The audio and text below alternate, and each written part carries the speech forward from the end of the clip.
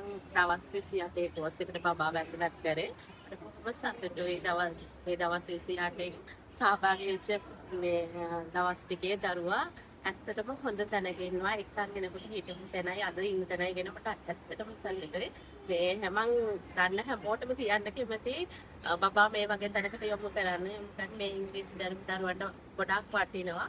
ඒක මේ වගේ ප්‍රැක්ටිකලි මේ පුහුණු කරන ආයතන මේ මහනුවර දිස්ත්‍රික්කේ ගොඩක් අඩුයි. ඒ නිසා මේ වගේ තැනකට යොමු කළ දරුවව හොඳ තැනකට ගන්න කියලා මම හිතනවා. ඇත්තටම බබාගෙන් සතුටුයි.